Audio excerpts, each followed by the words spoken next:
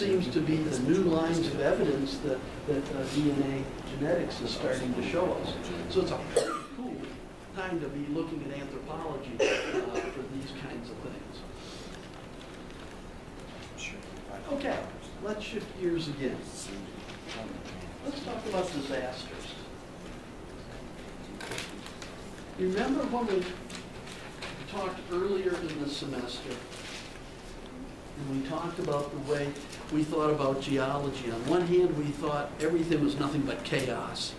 And what we saw in geology was the events of disasters. You know, piles of rock left by floods. You know, things that just represented one catastrophe after the next. On the other hand, uniformitarianism developed, where we looked at things as just the slow day-to-day accumulation of normal events. And now we kind of say, well, it's mostly uniformitarianism, but we get a few disasters in there once in a while. So, what are disasters? Well, in our way of thinking, a disaster only occurs if it affects us. It's only a disaster if we get in the way, right? If there's a volcano that happens out in the middle of Africa and nobody hears about it for 3 months, well, it's a little hard to happen nowadays with the satellite imagery, but if nobody's hurt, nobody's killed, it becomes just an interesting news story. Do we consider it a disaster? Not from our perspective, but would it be a disaster from a geological perspective? Certainly an accelerated event that would be out of the norm. So the word disaster is kind of a real relative thing. But when we talk about disasters, we talk about things that impact us, and we think right away in terms of floods, in terms of landslides, in terms of tsunami, earthquakes, volcanoes, major league storms, flash floods, things like that. Those are the kinds of disasters that we think of, and it's got to affect us, right? In the United States, one of the biggest disasters on the West Coast, of course, was in 1906 when the San Francisco earthquake occurred, and all of the buildings that collapsed, all of the disaster, all the damage. If this degree of earthquake were to occur there today, it would make this disaster episode look like small peanuts. Because most of this earthquake, most of the damage was out in the countryside around the city. Now that countryside is called Silicon Valley. It's all the suburbs of San Francisco. So that would have a major impact. Just as a matter of a historical record, this photo, which you often see associated even today with the San Francisco earthquake, that photo was a record-breaking photo. That is the photograph that started the profession of photojournalist. So for years and years and years, anybody wanting to submit a photograph to a newspaper, to a magazine for publication, could trace their roots back to that photograph. In Anchorage, Alaska, in 1964 on Good Friday, biggest earthquake in the western hemisphere, in the northern part. And here you can see Main Street running through Anchorage. You can see this whole section drop down a whole story. Today, this has all been filled in, and all these buildings have been taken out. There they've made it into a park. Buildings on the other side of the road have been kind of rebuilt and fixed up. And they passed a law that you could not build any new buildings along this part of the downtown area, that it was going to remain a park. It was obviously prone to sliding and disaster, right? In the last 5 years, there's been a strong move in the government of the city of Anchorage to allow buildings to be built there again. And it's kind of like, didn't we learn this lesson once? And they've kind of forgotten about it and put it in the past, and we're getting ready to try and make the mistake again.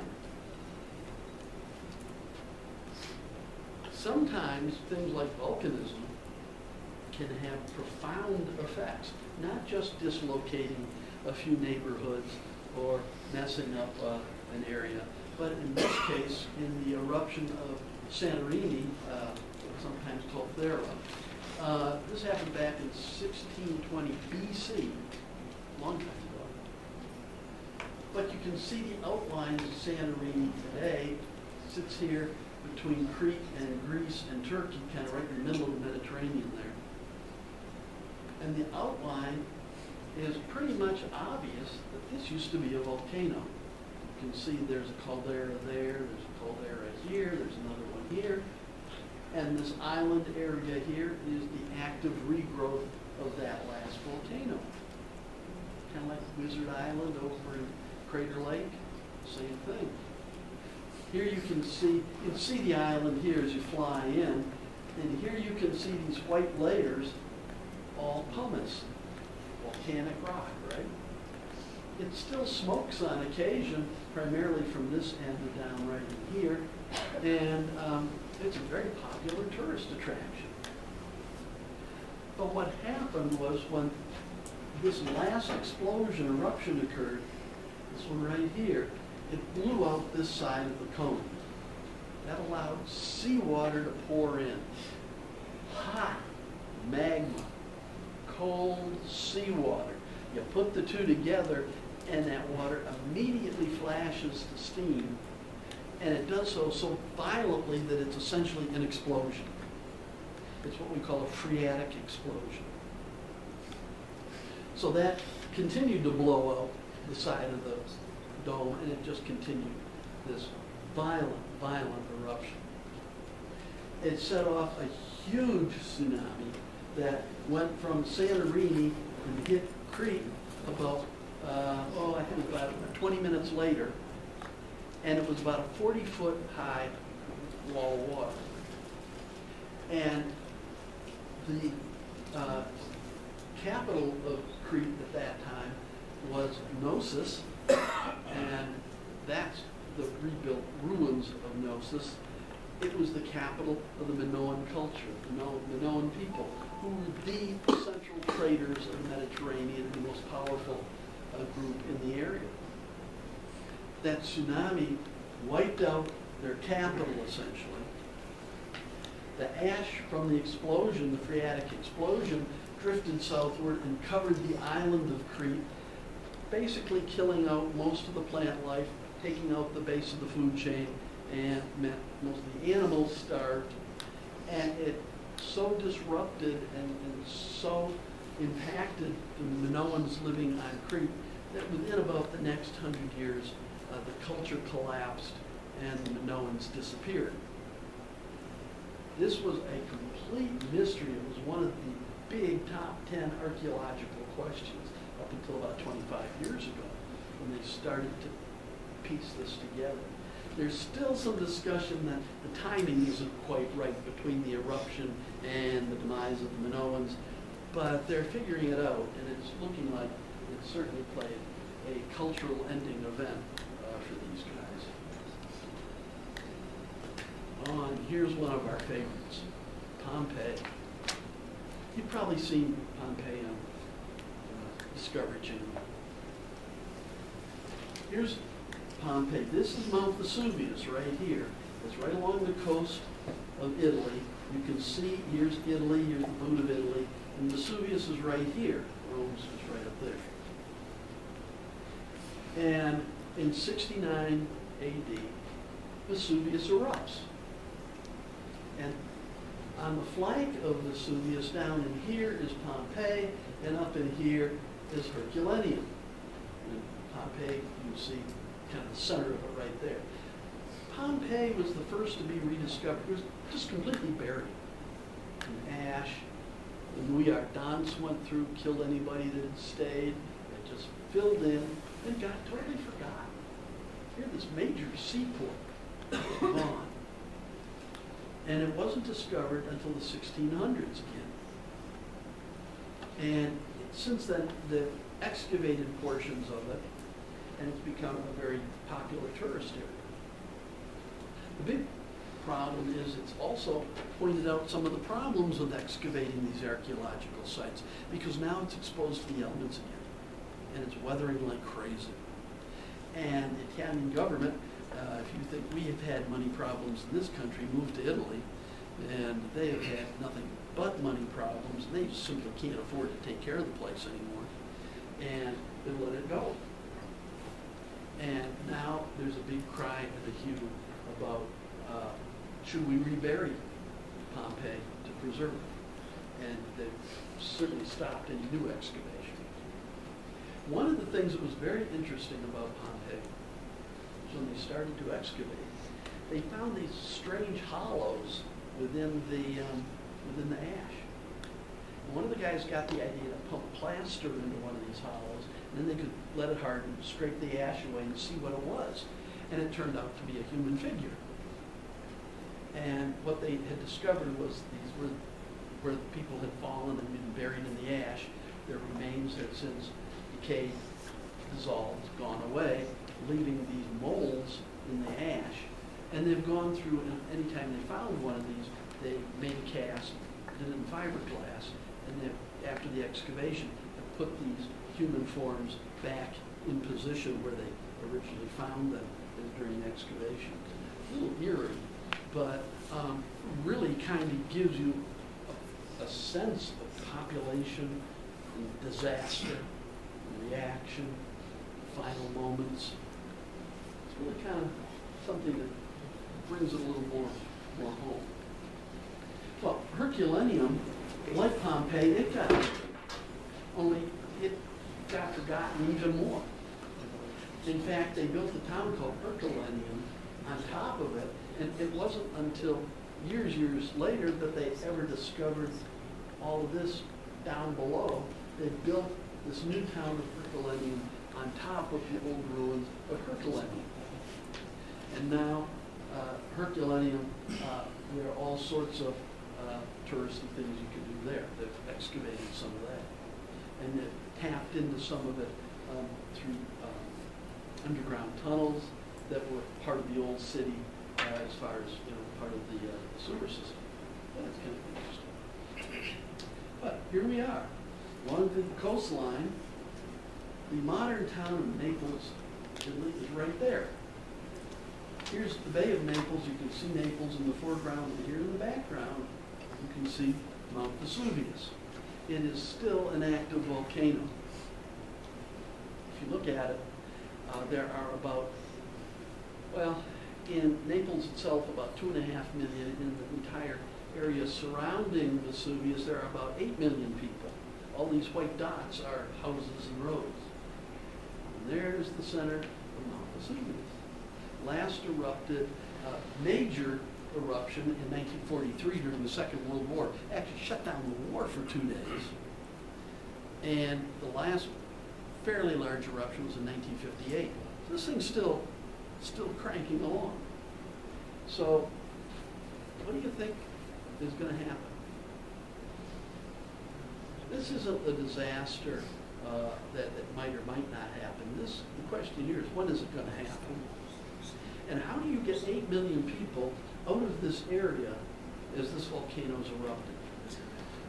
Especially out of an ancient city with crooked roads that you can barely get a single car through. This is going to be one major disaster when it occurs. In 1815, probably one of the biggest eruptions to ever occur happened. It was Tambora, which is down in the Indonesian archipelago.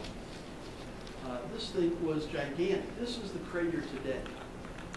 It basically took 4,000 feet off the top of the mountain.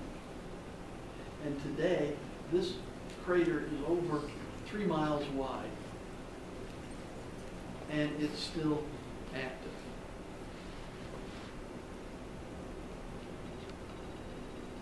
It has the distinction of generating a whole new form of art. In the 1840s, Joseph Turner in particular started to paint sunsets, pictures with sunsets. because all these sunsets were due to Tambora. It put so much ash and so much sulfur dioxide up into the air that the sunsets were just spectacular as the light refracted through the atmosphere. And it lasted for about a decade. So Turner started to paint these. By 1840, the English School of Art had picked up on Turner, and you couldn't buy a painting that didn't have a big, fancy sunset in the background. That was all the rage. It also changed the climate. The climate got cooler because of all the ash.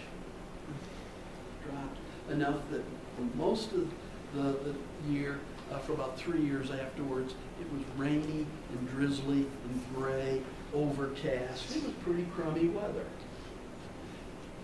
Lord Byron, the poet laureate of England, had just bought himself a new house on Lake Geneva in Switzerland. And he took his friends, Shelley and Mary, I've forgotten his name. Anyway, Mary Shelley and her husband took them along with him to his new place. And lo and behold, here they are on this beautiful lake, and they have to stay inside because it's raining and drizzling. So they invent this game, and they say, okay, well, since we got to be inside, let's see who can write the best piece of poetry or the best story that kind of reflects this dismal atmosphere. And out of this, Lord Byron wrote his poem Darkness, which was considered to be one of his best poems ever. The bright sun was extinguished, and the stars had wandered darkling in the eternal space. Morn came and went, and came and brought no day. Great poetry. And of course, Mary Shelley, she ended up writing Frankenstein, which is probably one of the most enduring stories out there. How many times have we seen that? By 1883, we have another Indonesian volcano that explodes, Krakatoa. The thing's huge. It wasn't the first time it had exploded, it was probably the fourth or fifth time. And today it's growing again. This is the volcano that's growing out of the cauldron of the explosion from 1883. But here we have an explosion that disrupted shipping through the Sunda Straits, which was the main shipping channel up to China from India. It killed over 30,000 people, primarily due to the tsunami that ripped through all the islands. It could be heard as far away as Australia when it exploded. And it created a civil war, a Muslim uprising of the local population against the Dutch, who were the colonial masters of Indonesia at the time. And it was obviously a sign that Allah was displeased with the way the Dutch were treating the local inhabitants, which was none too wonderful, admittedly. And the local Muslim population rose up in a civil war that lasted for about 3 years. It was a horrifically bloody war. So a single volcanic event led to all of these different outcomes. Simon Winchester is kind of a cool author. He's got his degree in geology from Oxford in England, and then he went into being a newspaper and a magazine article writer. And he's written a number of books, but he's written the book Krakatoa. And if you want just a good, really kind of intriguing read, it's worth getting a hold of. And just like Turner started a whole new school of art, having to have a sunset in your background in your painting, Edvard Munch, who remembered the sunsets when he was a kid because of Krakatoa, put that in the back of his painting, The Scream. So it influenced his art that, world famous artist.